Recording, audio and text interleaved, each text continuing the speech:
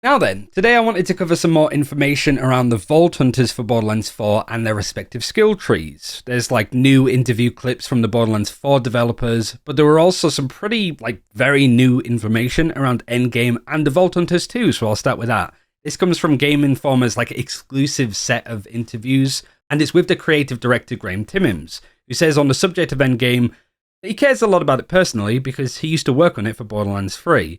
He goes on to say that I know what's important to our community, and that's built into the game already. We made purposeful decisions with our action skill tree, assuming what will come in the future with our endgame. It's not a secret that we always eventually do a level cap increase, right? We've built that into the high level of design by saying, okay, if that's still going to be our future, how can we make our action skill trees this time anticipate that and be balanced from the jump? He goes on to say that in Borderlands 3 we ended up at 72 skill points. That's a really high number. And so from a game designer perspective, that can create a lot of chaos with how these action skills were designed. You lose build diversity as you add more skill points because everyone's homogeneous, because they all have the same skills ultimately unlocked. We thought about Borderlands 4's endgame from the jump, and we have some great plans for it that we're going to share.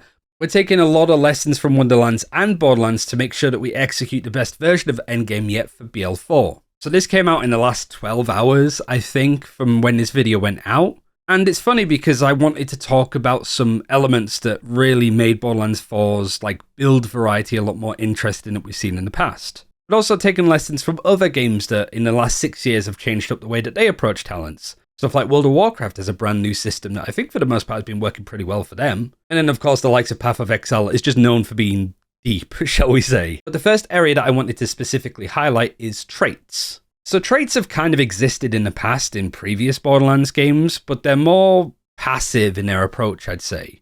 For example, Zane being able to have 2 abilities that you can use instead of a grenade, Flak having pets, really leaning into how a fantasy of playing almost just RPG roles, hunters, rogues, tanks, you name it. In Borderlands 4, the traits are more fleshed out. They're literally part of your character's identity, and they impact your playstyle regardless of which skill tree you go down. It's not something that you spec into, it's not like an ability for each of the trees that you choose. You will always have access to this. And despite the fact that we've not seen any gameplay of Harlow or Eamon realistically, nor the skill trees, we actually do know what their traits are. We'll start with the ones that we do know about, Rafa and Vex. For Rafa, he is Overdrive. When you use an action skill, you enter Overdrive. When it's active, you gain movement speed and deal increased damage from all sources. Regardless of which ability you use, Overdrive will still activate. And of course, naturally, you can spec into this a little bit more, but I'll touch on that in a second. For Vex, you have Phase Covenant, where your action skill damage and melee damage is naturally attuned to the element type of the gun that you are currently holding. Even Trouble, your pet, will change what element affinity it has when you change gun, which I think is really cool. For Harlow, they have Entanglement. Whenever you hit an enemy with an action skill, it affects them with Entanglement. And all impacted enemies by this effect have damage spread across each other. It's paraphrased, it's from the Game Informer thing, we don't have the actual technical word how of what exactly this ability is. But your action skills apply it in various ways, and it's a big AoE connector entanglement thing. And Eamon, we don't know what it's called yet, but we do know that his trait is gaining a secondary action skill, which is associated with your primary action skill, which each of the trees have if you didn't know. So for Crucible, your first ability is where you throw an elemental axe. Your second ability is a multi-elemental throw of a bigger axe, I guess. Onslaughter is a flaming punch, and the second ability is a big hammer AoE slam. And then for Scourge, which is a shield that absorbs damage and then whips it back at the enemy, your second ability is a wall of fire that blocks incoming enemy fire and provides cover for you and your teammates. So I understand if you sort of think that this is a little bit boring, but let me explain why it's really important here. Why it's actually major, in fact. Because one thing that's come out of pretty much all of the developer interviews, other than talking about seamless gameplay, not having interruptions and stuff like that, stopping people from playing, etc., they want diversity in how people play Vault Hunters.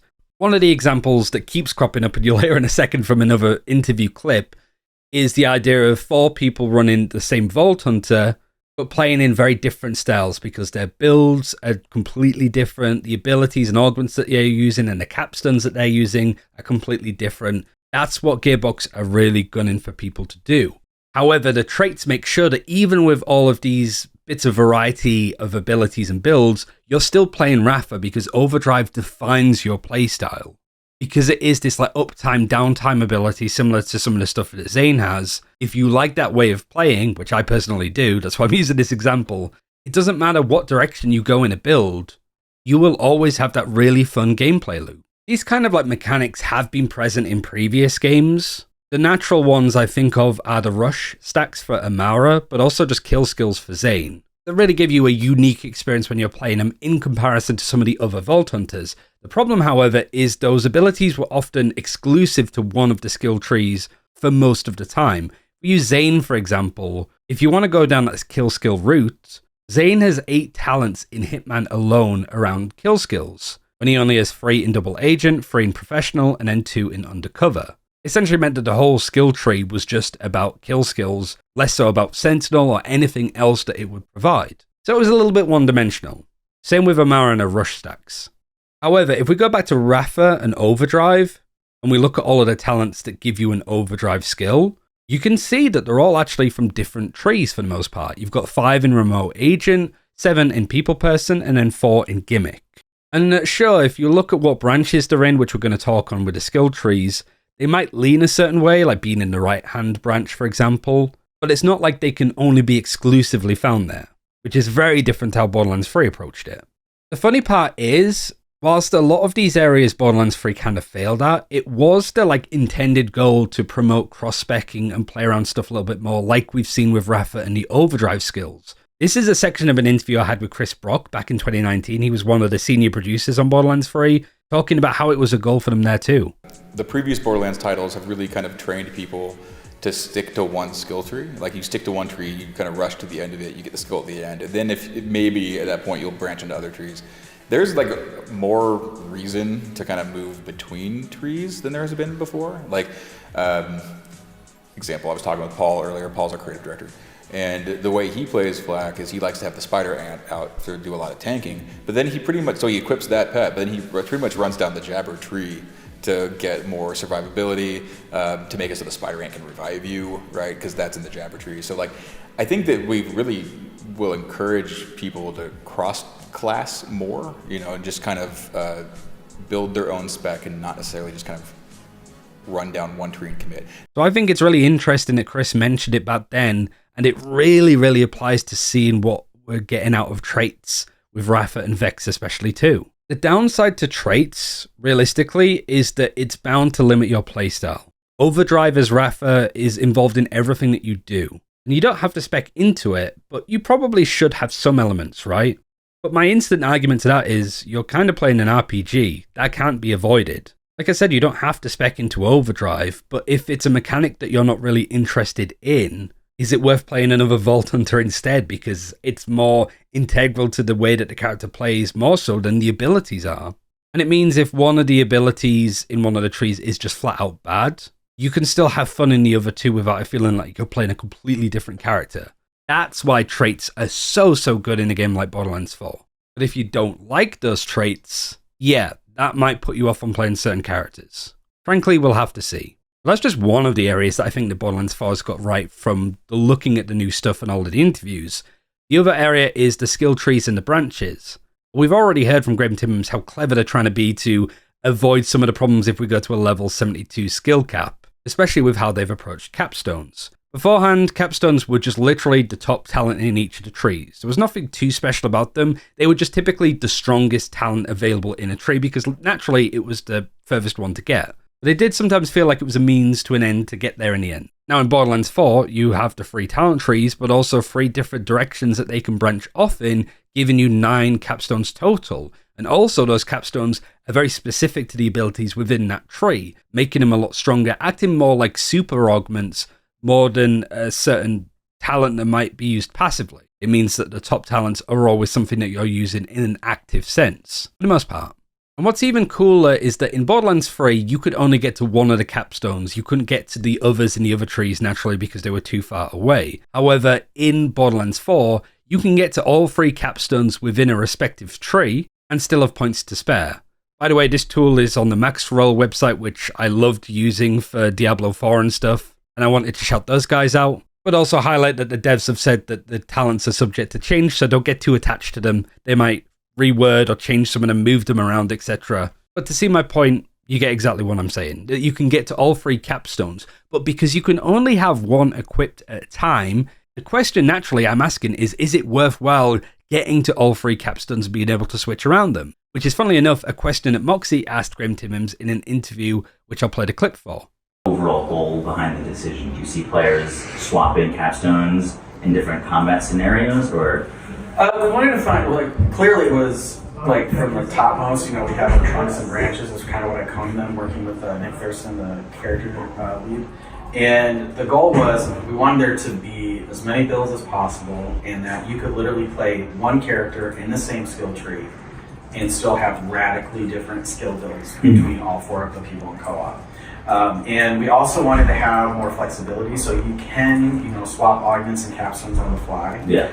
But you only unlock them through putting points into a skill tree.